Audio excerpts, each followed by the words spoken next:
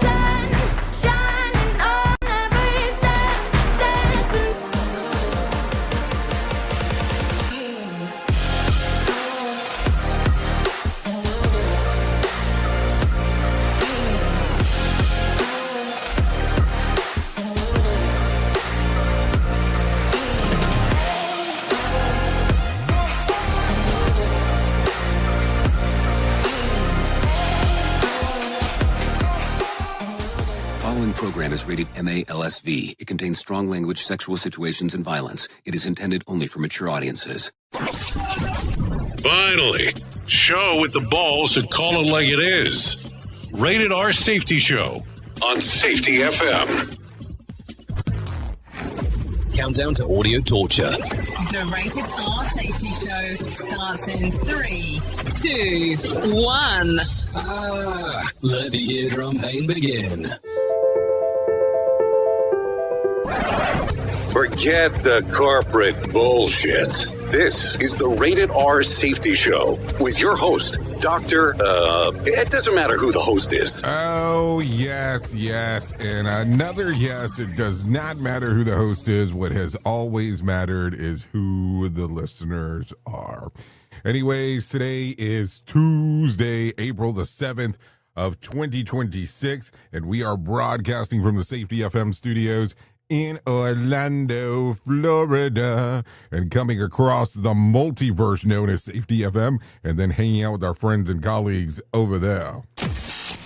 Radio Big. Oh, yes, hanging out with the friends at Radio Big, because that's kind of what we do, and all the weird stuff inside of there. Anyways, how have you been? How has the last 24 hours or so been for you as we haven't been hanging out? Because, we did the thing in the morning, and then I kind of vanished for a few hours, and then we come back. That's kind of how it goes. So, are you good for today? How has the multiverse been treating you? Maybe that's the way we need to talk about this. So, if you're good, I will explain to you how we do this. We talk about safety in the news and safety. Safety in the news and safety. That's just kind of how we do the go-around, if you may put it in that fashion. So with that being said, we cover a little bit of this, we cover a little bit of that, and then we bring in some professional broadcasters that will tell you exactly what the hell's going on inside of the world of the multiverse. And you don't have to just listen to me. So there's a lot of stuff that's going on. So that's kind of the layout of the land. If you want to interact with the show, it's very simple to do so. All you have to do is go to callinradio.com. That's callinradio.com. Once you get there, audio, video, and text messaging is the name of the game. Because once you get into that multiverse stuff, man, does it become a cluster. So just think about that.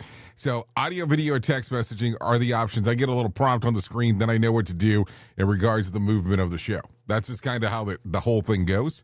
And if you're good with it, I will go out there and, talk about all the weird stuff that happens on this show. So let me explain some of the things that happens. We have some people that are helping around here. They give me some of the news stories, all that kind of fun stuff. But if we don't get to unload all the news stories from today, this is why we pack up Friday with such random shit, because that's really what it is. That's why we call it Freeform Friday. But just remember, we're still just on Tuesday, so we're not freeforming anything yet. So with that being said, I do have my friends from Feature Story News ready to go. They're kind of sitting in the wings going, let's get this started. Let's get this baby started. So if you're good, we'll get it started right now with some news stories. Here is the news on the Rated R Safety Show. From Feature Story News in London, I'm Simon Gaitan. A deadline is approaching for Iran to reopen the Strait of Hormuz or face complete demolition of Iranian infrastructure. US President Donald Trump is threatening to take Iran to the Stone Ages unless Tehran complies by 8 p.m. North American Eastern Time on Tuesday. Iran's state media says the country is rejecting the latest US ceasefire proposal. Dr. Laura James is Middle East analyst at Oxford Analytica from Dow Jones. She says Donald Trump could yet back down. He's obviously pulled back on deadlines before because they don't lead somewhere good. The idea at the moment, I think, is to try and maximize the pressure to try and get some sort of exit strategy with a ceasefire deal. But the problem is that strategy hasn't worked on Iran yet. And it's hard to see how it can work now, given that what the United States essentially is demanding is that Iran give up all of its security guarantees in return for very dubious benefits. Global oil prices have continued to rise ahead of the deadline, with the shipping of oil and gas severely disrupted by the threat of attacks in the Strait of Hormuz. Laura Westbrook reports. Markets are watching and waiting. A lot of uncertainty remains right now as investors and traders wait to see what will happen as they look ahead to this latest deadline by US President Donald Trump. Oil prices continue to be elevated. Crude oil rising to around $111 a barrel earlier. Investors are looking ahead. They're waiting to see what will happen. A lot of uncertainty. And as the oil prices continue to be elevated, we're continuing to feel the impact, particularly in the Asia-Pacific region, which relies so heavily on oil from the Middle East. Artemis 2 astronauts are returning to Earth after travelling further into space than any humans have before as part of a 7-hour flyby of the Moon. They also witnessed a total solar eclipse from their spacecraft and lost communication with NASA control for about 40 minutes during that historic lunar flyby.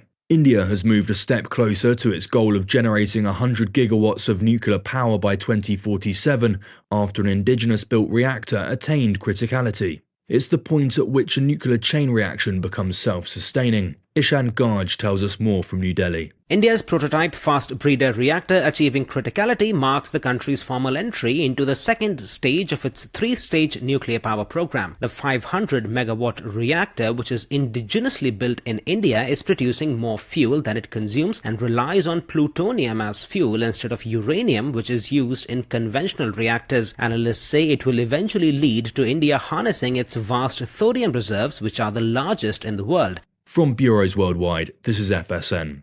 With FSN Spotlight, I'm Simon Marks. Today, the Iranians still hoping regime change might be possible in their country, even though President Trump sometimes claims it has already taken place, and at other times indicates that it is not one of his military objectives in Iran.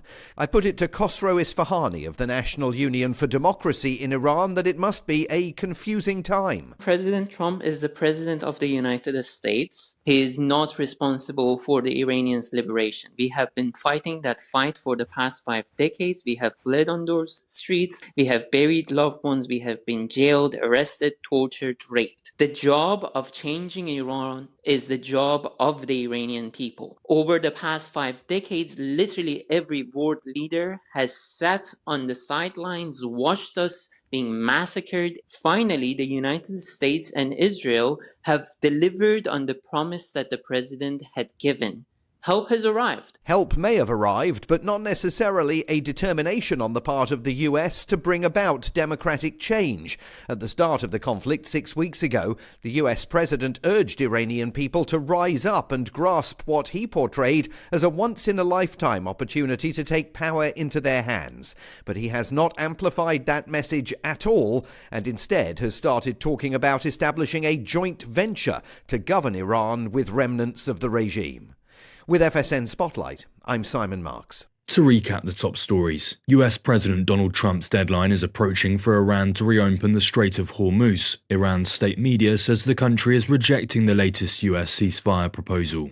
Global oil prices continue to rise ahead of the deadline, with oil and gas shipping severely disrupted by the threat of attack. And Artemis 2 astronauts are returning to Earth after travelling further into space than any humans have before as part of a 7-hour flyby of the Moon. That's the latest feature story news. Simon Gaitan reporting. You are listening to something magical. You're listening to the Rated R Safety Show. Do you have a claim and not sure where to turn? Coastal Claim Consultants are professionally licensed and bonded public insurance adjusters employed exclusively by you, the policyholder, to represent you after sustaining an insured loss. They assist policyholders in all aspects of processing the claim, working closely with the insured to provide the most equitable and timely settlement possible. They will provide you with comprehensive service, anything from inspecting the loss site, analyzing damages, compiling claim support data, reviewing applicable coverages, assessing replacement costs of damages, and negotiating your settlement. The adjusters at Coastal Claim Consultants will evaluate your claim for no upfront cost whatsoever. Coastal Claim Consultants' fee is based on contingency contracts and are paid when the insurance company sends you a check and it's in your possession. Coastal Claim Consultants are licensed to assist you in the following states: Florida, Texas, Oklahoma, Georgia, and South Carolina. For more information, go to coastal-cc.com. That's coastal-cc.com. For more information, lighting the way to recovery. Coastal Claim Consultants. This isn't a safety manual. It's a transmission.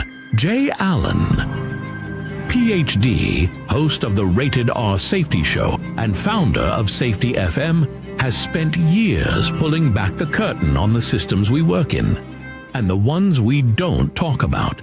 What started as a fatal crash on the 405 became a search for truth through behavior-based safety, human and organizational performance, simulation theory, and everything in between. Safety, in my opinion, is raw, reflective, and real. From burnout to breakthroughs, from the matrix to the moment someone says, "This doesn't feel right." This book doesn't give you answers. It hands you the signal. Safety, in my opinion. Available now, wherever books and audiobooks are found. If you're anything like me, you have certain tendencies to put things off, such as filing taxes, seeing the doctor, working on that home improvement project that you're supposed to be doing, but you just haven't gotten to it. And while most of the times it works out, the one thing in life that you really cannot afford to wait on is setting up term coverage life insurance. You've probably seen life insurance commercials on TV and thought, yeah, I'll look into it later. Well, the answer is no. This isn't something that you can wait for. Choose life insurance through Ladder today. Ladder is 100% digitals, no doctors, no needles, no paperwork. When you apply for $3 million in coverage or less, just answer a few questions about your health in an application. Ladder's customers rate them 4.8 out of 5 stars on Trustpilot, and they've made Forbes' Best Life Insurance in 2021's list. You just need a few minutes and a phone or a laptop to apply. Ladder's smart algorithm works in real time, so you'll find out if you're instantly approved. No hidden fees, cancel anytime, get full refund if you change your mind in the first 30 days. Ladder policies are issued by insurers with long proven histories of paying claims. They're rated A and A+ by AM Best. Finally, since life insurance costs more as you age, now is the time to cross it off your list. So go to ladder.com/safetyfm today to see if you're instantly approved. That's LADDER life.com/safetyfm, ladderlife.com/safetyfm. Listen to our host of the Rated R Safety Show self-implode on our airwaves, only on Safety FM. Okay, self-implosion and airwaves always seems to be a good combination for this guy. So let's go ahead and start talking right away about some of the stuff that is going on inside of the world of the multiverse, because that's kind of what we do around here. So if you're good with this, I think I'm good with this. So let's go ahead and get started right away about some stuff that is going on inside of here. So where do we want to start? Let's go ahead and start with this one. Because yesterday, if you do not know this, Savannah Gundry returned to the Today Show. Savannah Gundry returned to the Today Show, the anchor desk yesterday, making it the first full day back after 2 months away following the disappearance of her mother. Nancy, on February the 1st, sitting alongside Craig Melvin, Savannah opened to the show, noting that the sunrise and saying that it felt good to be home, with Melvin warmly welcoming her back. Throughout the morning, she expressed gratitude for the support that she has received, telling viewers that she's been really feeling the love. Take a listen. Pretty shot of the sun coming up. Good morning. Welcome to Today on this Monday morning. We are so glad you started your week with us, and it is good to be home. Yes, it is good to have you back at home. Well, here we go. Ready or not? Yeah. Let's do the news. Yes, so good to have you back. All right. Okay, so it starts off like that in regards of what's going on. So it was good to see that she was actually back inside of there, but it was interesting too because you never knew what was exactly going to happen. So there you go. That was kind of the weird thing going on throughout the whole thing. So that happened yesterday. Also, in some other news occurring throughout the multiverse, because yesterday was a multiverse filled kind of day. So take a listen to this. The Artemis 2 crew,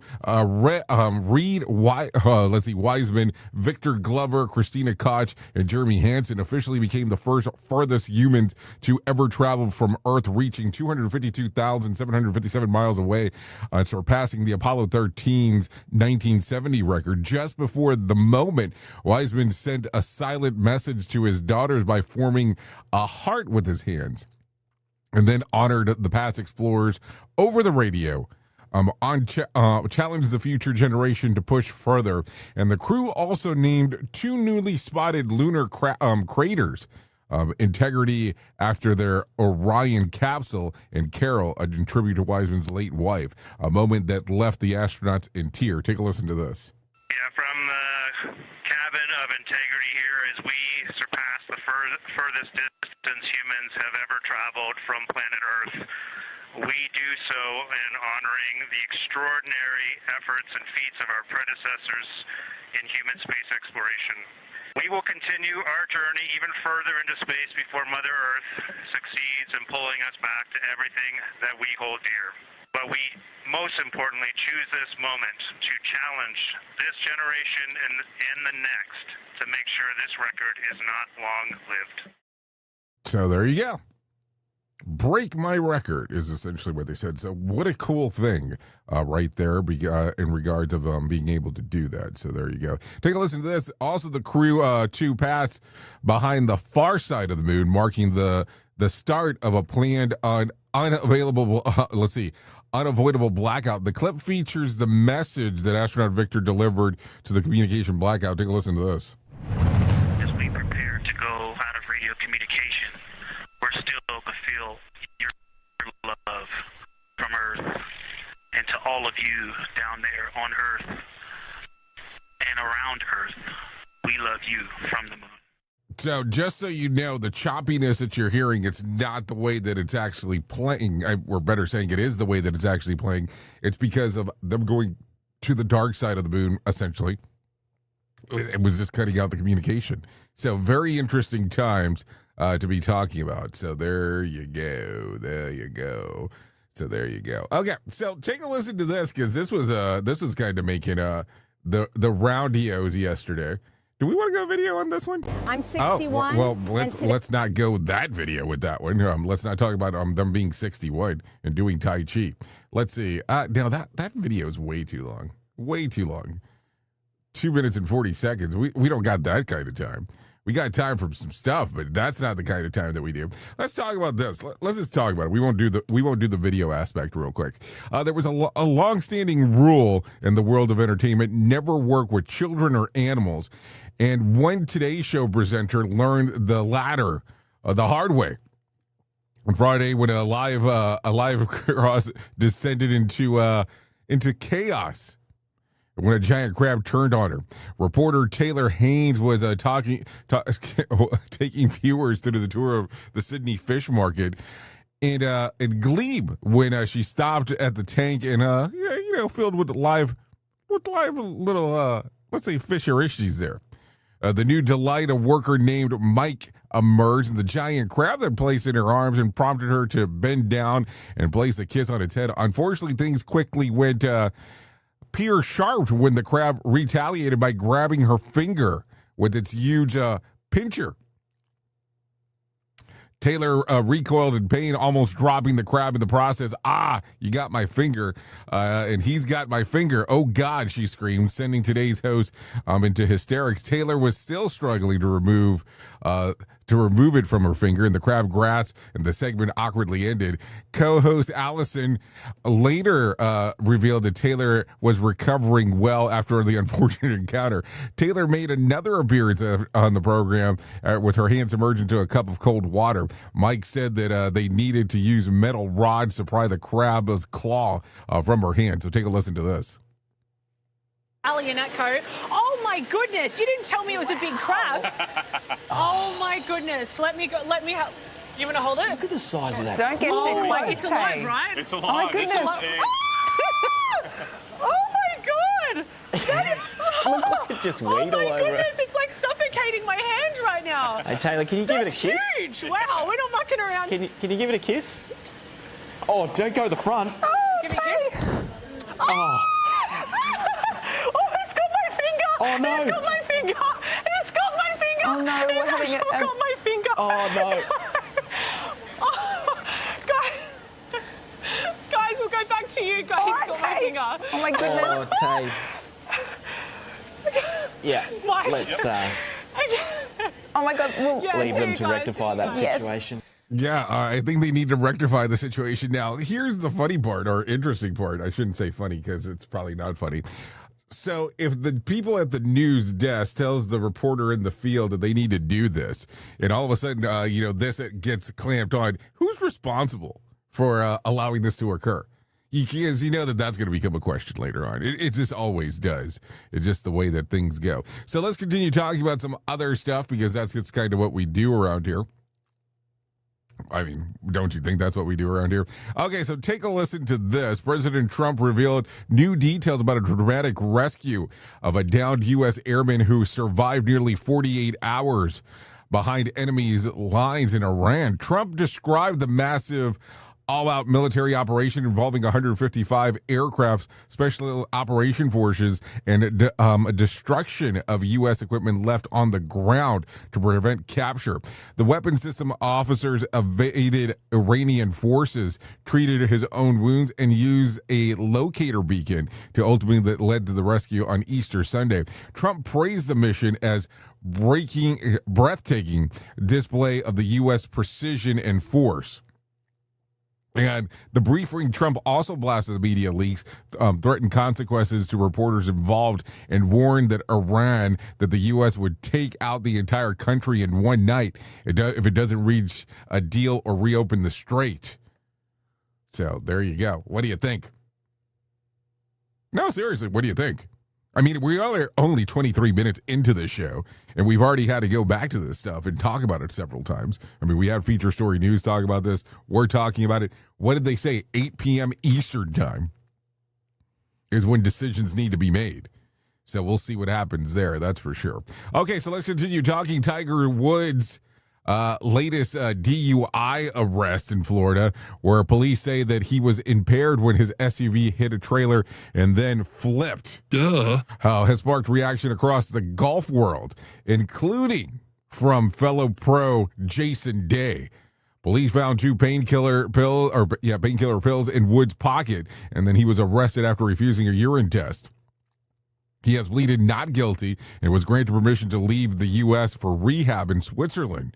Speaking from Augusta ahead of the Masters, Day was careful but honest. He said that he still admires Woods deeply, calling him a hero, but added that driving impaired was a little bit selfish because it put others at risk. Day said that Woods' strong-willed nature may have contributed to him thinking that he could handle anything, even when he shouldn't or couldn't.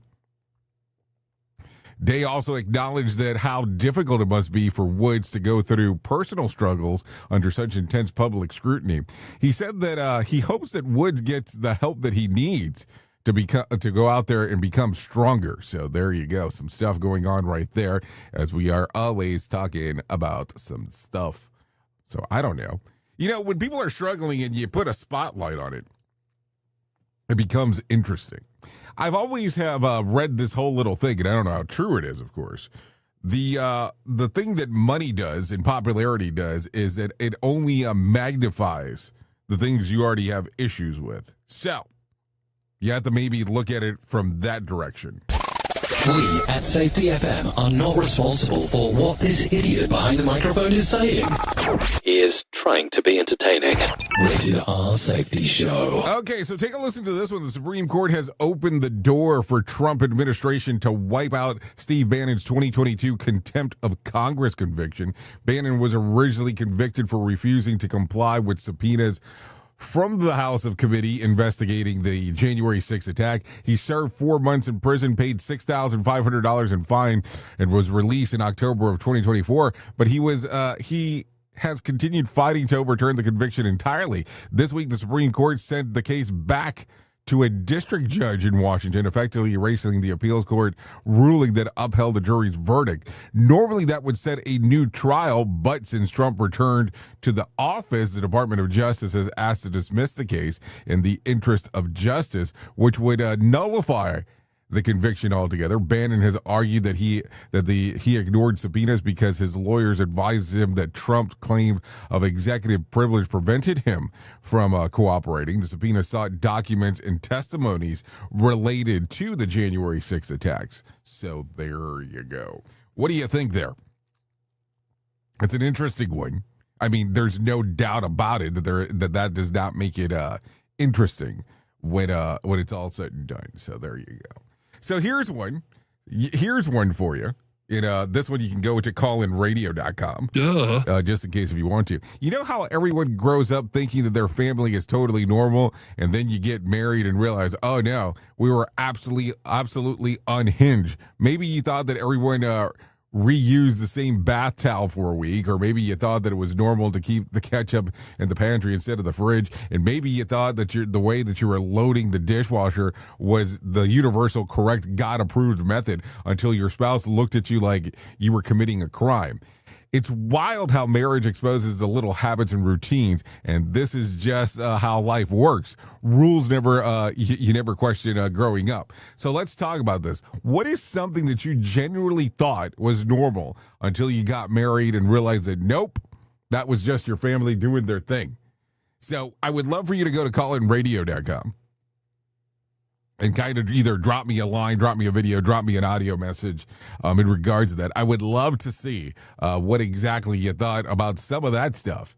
And sometimes long-term relationships can give you some of that great info as well. I mean, seriously. So just go ahead and do that. Take a look at that and tell me what you think. Callinradio.com. Would love to know what you thought it was normal until you found out that it really wasn't as normal as you thought. So there you go. So let's start talking right away, because there is some new things to take a look at. So I guess because we're talking about marriage, maybe we should talk about relationships. Relationships experts are warning about a new dating behavior, future faking. When someone talks about the future, we should go to Italy. I can see us moving there together, but never follows through. It creates an emotional whiplash of false intimacy. One woman said that her ex planned an entire imaginary wedding and then ghosted her. So, what do you think about this? Is this kind of a red flag? I don't think this is something new. I had a guy that I used to know a long time ago that he would always tell people that he was interacting with on how they were going to move in together and how they were going to change the world together while he was still married and had kids, or getting his wife pregnant while he was messing around with other people. Yeah. Weird world sometimes that we live in. It seems that way. We at Safety FM are not responsible for what this idiot behind the microphone is saying. He is trying to be entertaining. Rated R Safety Show. Okay, so take a listen to this. Samsung is officially retiring the Samsung Messaging app by July of 2026, pushing all users over to Google Messages. The company shared the news in the end of service notice released on March the 30th, encouraging users to switch to the smoother transition.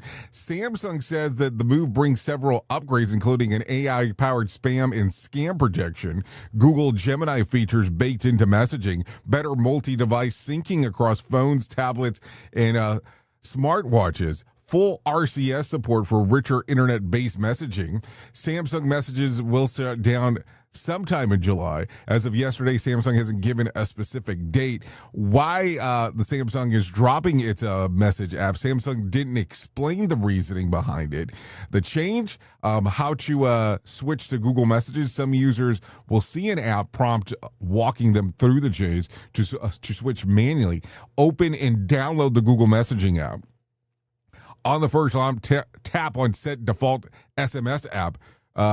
Choose Google Message white icon blue chat bubble and tap Set as Default. Samsung Messages will not be available on the Galaxy S26 or newer devices. Adding to Google Messages to your home screen, Android 12 or 13.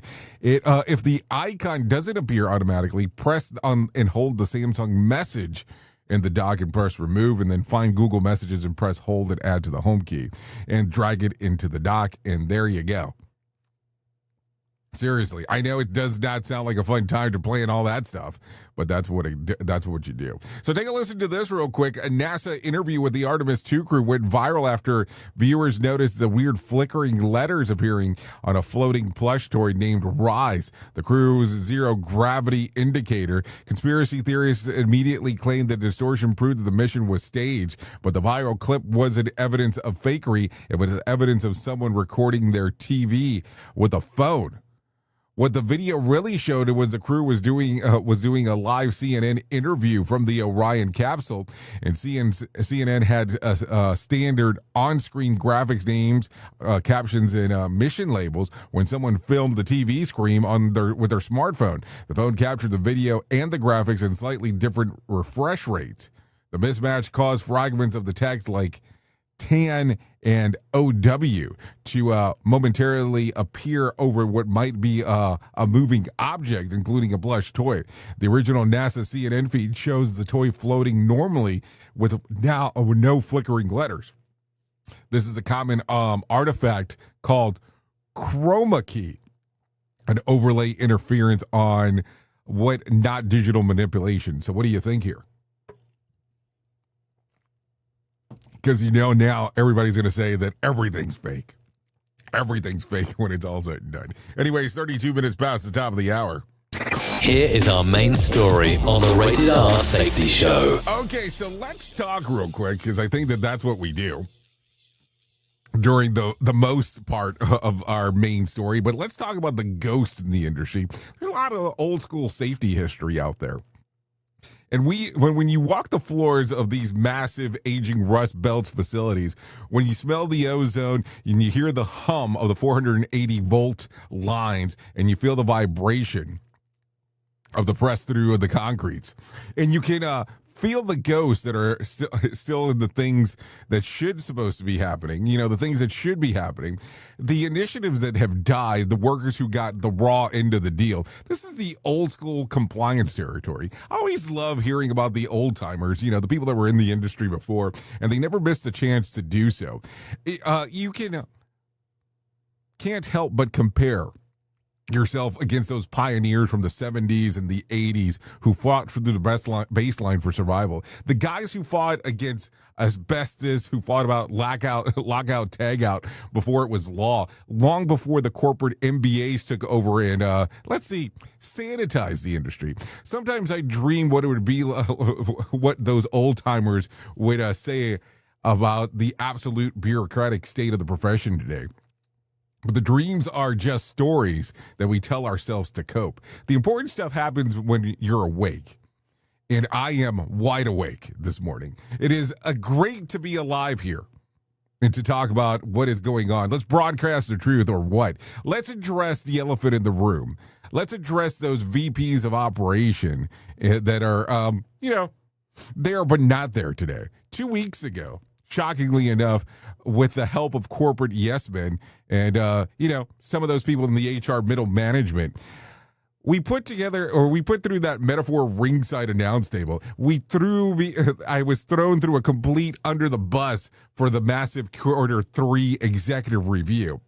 And if you stood up in front of the board and pointed out the spike lagging indicators, and you blamed me and the departments that had never had anything in mind in the first place, we started to slash the preventative maintenance budget by 40%.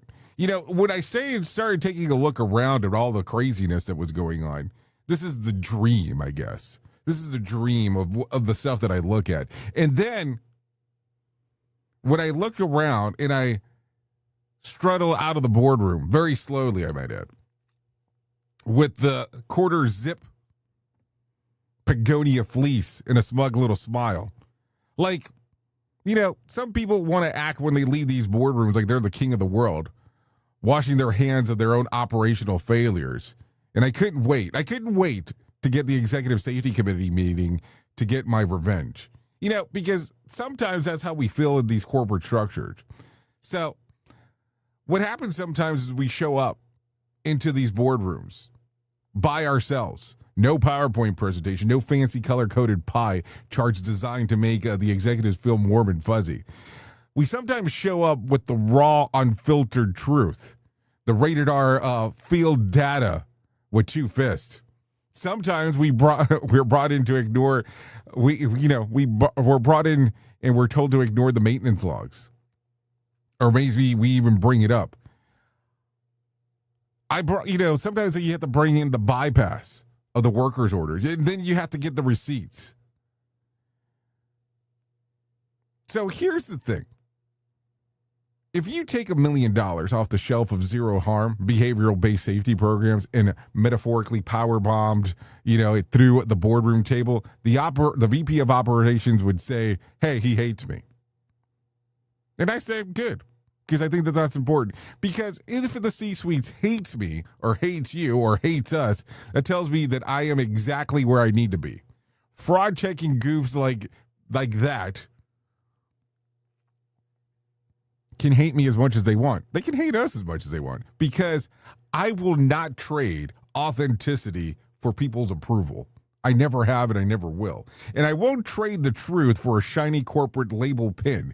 Being hated by losers is the absolute price I pay for not being one of them. And people out there in VP land with places that I work have said that they've hated the safety department. They've hated people that are involved in safety. And I can understand that. I know exactly why. Because let me take a moment to explain to everybody tuning in today why they hate me and why sometimes I hate some of the shit that happens inside of these boardrooms. Because we've had to climb the ladder to make it an absolute to the pinnacle of the industry, to talk about these things. And the difference is my tools and the things that I have done inside of the industry here are mostly self-made.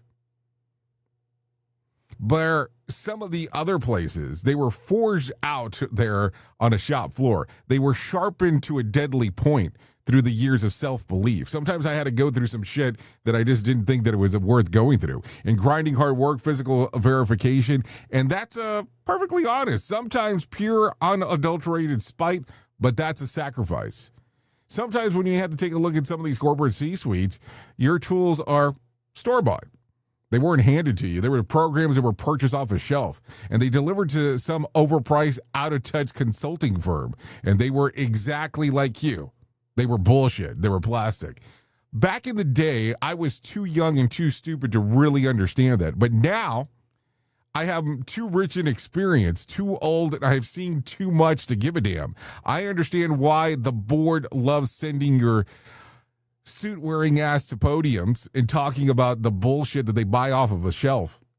It's because they feel that that shelf purchase shit is safe. It's boring.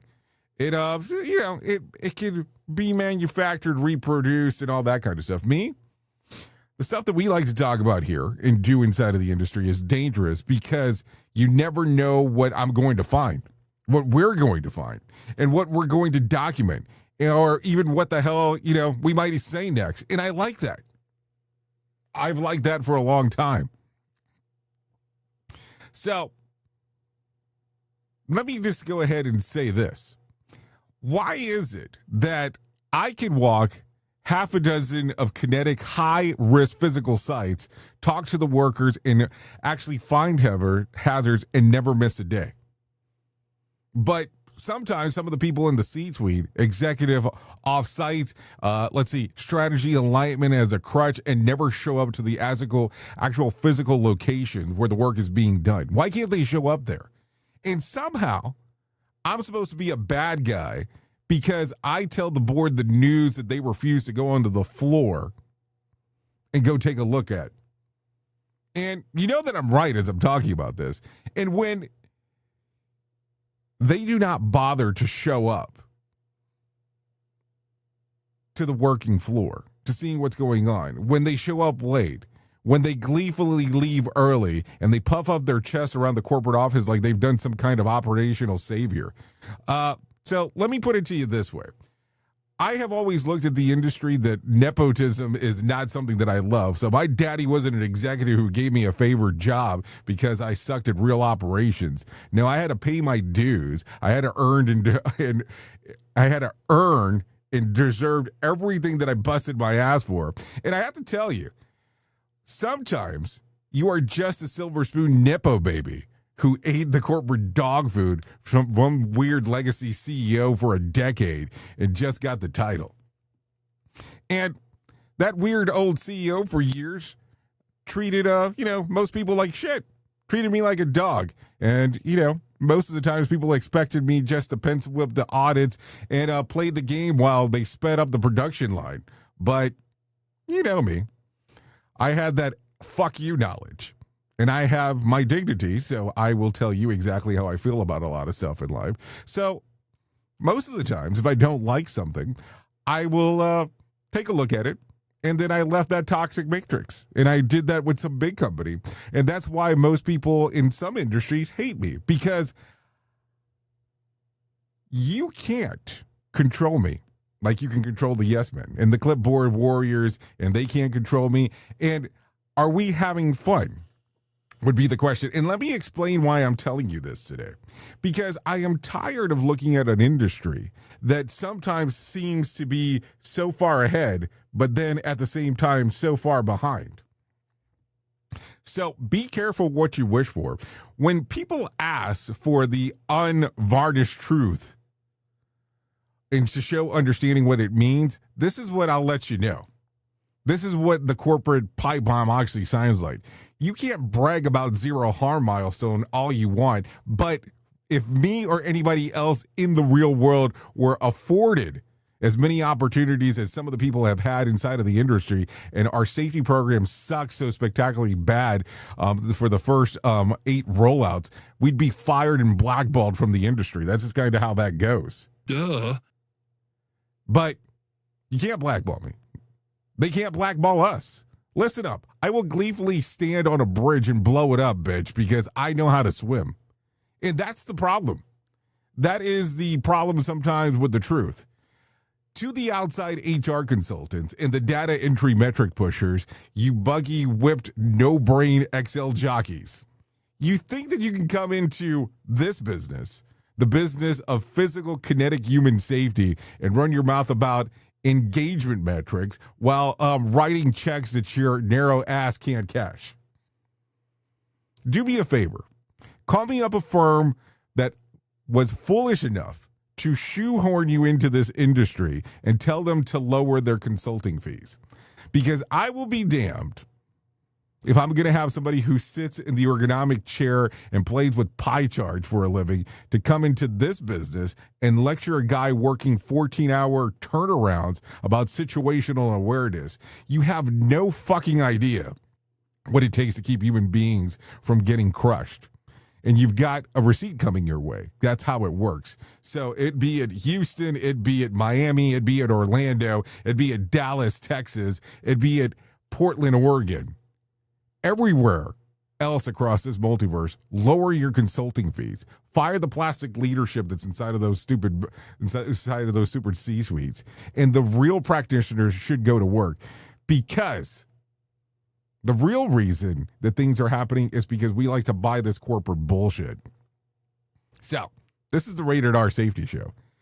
Keep your head on a swivel if you have to. Don't let those plastic tools convince you that the Matrix is real, because that is where people get all hung up and really thrown off about what the hell is going on inside of the world.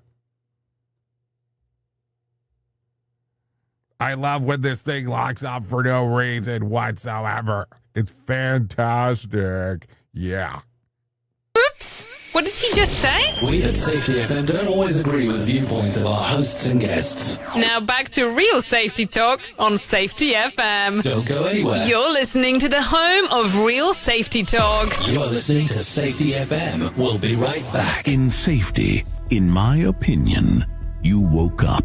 You saw the system, the simulation, the structure that trained you to mistake compliance for care. Safety mutation. Information misdirection picks up where the signal fractured. Because the system didn't shut you down, it rebranded you. It packaged your voice, sold your rebellion as a new initiative, and smiled while doing it. This isn't a manual. It's a decoded transmission about what happens when slogans replace stories, when safety becomes marketing, and when truth gets mirrored so perfectly, you forget it was ever yours. You'll see the mutation. Learning teams turned into theater, zero harm turned into optics, and feedback turned into formatting. But the signal didn't die. It was redirected. Safety Mutation is Book 2 of the Signal Transmission Trilogy. Available now in print, Kindle, and audiobook. Narrated by the author J. Allen, Ph.D. Because the system adapted. Now it's your move. Listen at your own risk. Rated R Safety Show. Yeah, feels good to be me.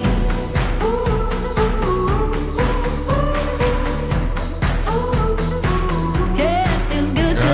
Okay, it's good to be me. Yeah, this is the Rated R Safety Show. Also, hour number 1 of the Jay Allen of the Morning Show. Okay, so take a listen to this. This right here is Anna Graceman with Good to Be Me. Go ahead and give this a little streamer-eamer action if you don't mind. Songs readily available on Spotify, Apple Music, YouTube Music, and Pandora. So there you go. Okay, we would like to thank Anna Graceman for allowing us to play this here on the Rated R Safety Show. No doubt about that. Okay, so let's continue moving and grooving as we are already behind. Let's go ahead and talk about the most important thing that I will ever tell you in my lifetime, and that's about my friends at To Right Love on Her Arms. No matter what you're facing, you deserve to be connected to help, and we want you to know that people have been where you are now, and things can get better. Healing is possible. To find out more information, all you have to do is go to TWLOHA.com. That's TWLOHA.com and click on the section that says Find Help.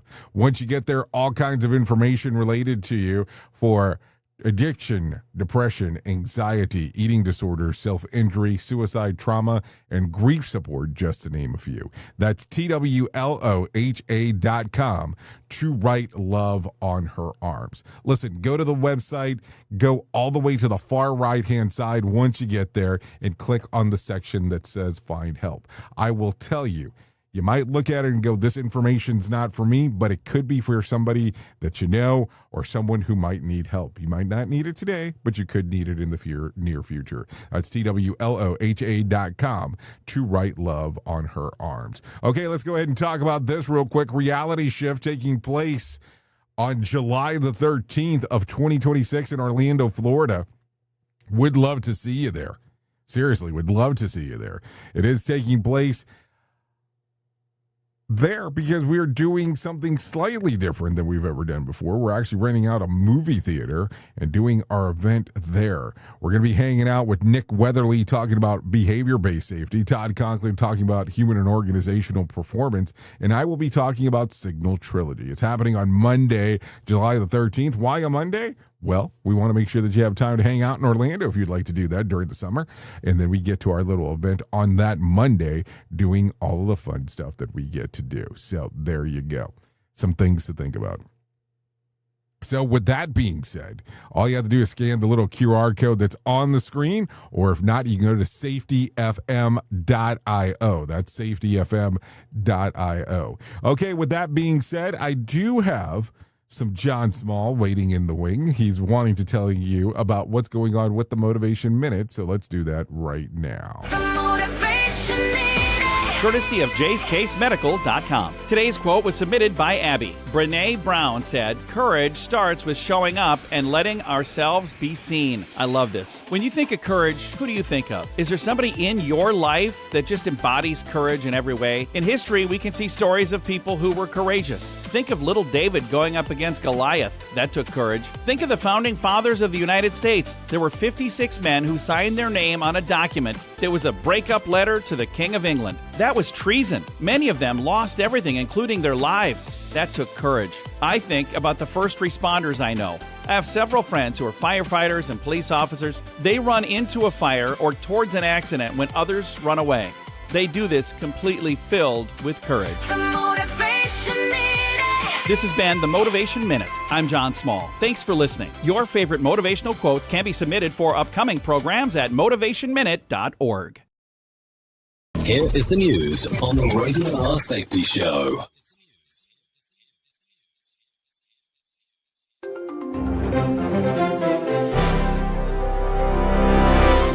In Israel, military leaders report a new wave of airstrikes that hit a major Iranian petrochemical complex, striking a facility they say supplies about half the country's petrochemical output. The attack focused on the South Pars gas processing plant at Asaluyeh, a key hub on the Persian Gulf that Iran has long relied on as a pillar of its energy exports. Israeli officials describe the strikes as a major blow to Iran's economy, while Iranian state media say the site is under control but damage is significant. Chris Anderson reporting. At the Kennedy Space Center, NASA's Artemis II astronauts are preparing for a planned lunar flyby that will push them farther from Earth than any human crew has traveled since the Apollo program. The Orion capsule is on a test flight loop around the moon, designed to pave the way to future crewed landings under the Artemis program. During the flyby, the crew will briefly pass behind the moon, losing signal with mission control for roughly 40 minutes. Jessica Oakley reporting. Cuban authorities say the entire island lost power in a sudden blackout that left millions without electricity during a period of worsening energy and economic crisis. The state's Ministry of Energy and Mines reported a complete disconnection of the national grid, with officials trying to trace the exact technical or systemic failure behind the collapse. Hospitals have switched to backup generators, but residents in cities and countryside alike are struggling with heat, water shortages, and limited communications. Benjamin Wright reporting. In southern Louisiana, emergency crews are still treating victims after a drunk driver plowed into a holiday parade crowd, injuring at least 15 people, some in serious condition. The crash happened on a rural road in New Iberia during a Lao New Year festival where families had gathered to watch the colourful procession. The 57-year-old driver later showed a blood alcohol level well above the legal limit and now faces multiple charges, including negligent injury and driving while impaired. Gary Beck reporting. In Florida, federal officials confirm they will soon release body camera footage of golf legend Tiger Woods as he is arrested and processed for a suspected DUI after a rollover crash. The newly obtained video shows Woods in the back of a patrol car, appearing dazed and disoriented in the hours after his SUV flipped over along a county road. Deputies recorded him failing a sobriety test and then placed him under arrest, listing possible impairment from an unknown substance. Lawrence Keller reporting. In Louisiana, immigration agents startled a military family when they detained the new wife of an Army sergeant on a military base just days after their wedding. The woman, a Honduran-born immigrant who came to the United States as a toddler, was apprehended at Fort Polk as her husband prepares for deployment overseas. The case has ignited fresh debate about immigration enforcement at military installations and how policies can affect families of service members. Kyle Norris reporting. And that's the latest news headlines with Alan Edwards. In order to save the planet from cow farts, why doesn't someone just invent really large gas X pills? God, what's that awful stench? Radio. Okay, so let's get it moving and grooving real quick. Let's talk about some things that happened back on this day. Back in 1891, Nebraska introduces the 8-hour workday. Yes, that happened in 1891. In 1948, World Health Organization established by the UN. What else do we have going on? Let's see. Okay. In 1980, Jimmy Carter breaks relations with Iran during a hostage crisis. And in 1991, George Washington Bridge raises the price from $3 to $4. So the question becomes, what is the price now in regards to that bridge? Because that's going to be the next thing, of course. Okay, let's talk about some birthdays going on today. Francis Ford Coppola turns 87. John Oates turns 77. Tom Dorset turned 72. Jackie Chan, 72. Russell Crowe, 62. And Bill Bellamy, he turned 61 today, so there you go. Okay, let's talk about some things you ought to know. Tonight's Mega Million jackpot is for $100 million. Here's the latest winning Powerball numbers: 7, 24, 37, 42, 57, and Powerball is 5, and Power Play was 2. A top Federal Reserve policy maker signaled yesterday that the interest rates could still go up if inflation refuses to fall back to the Fed's 2% target. A notable shift as markets have been expecting cuts. Beth Hackman, the new president of the Cleveland Fed, told the AP that her baseline view is hold the rates steady for now, but she's open to moving either direction depending on the data. She said the rate cuts would only make sense if the labor market weakened significantly with persistent inflation that could force the Fed to raise the rates again. Her comments add to the growing chorus of Fed officials pushing back on expectations to near-term rate cuts, signaling that the central bank isn't convinced that inflation is fully under control. So there you go.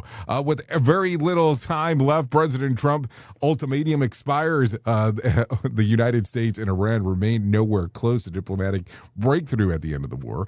At the White House news conference yesterday, Trump repeated his warning that Iran must agree to the deal, including reopening the strait, by 8 p.m. Eastern or face massive U.S. strikes. Trump said that no agreement is reached, that Iran will be left with no bridges, no power plants, vowing to bomb the country back to the Stone Ages. So there you go. And let me give you one more. Ron DeSantis signed a measure into law yesterday to give him, along with other Florida leaders, the ability to label groups as domestic or foreign terrorist organizations and expel the state university students that support them. So there you go.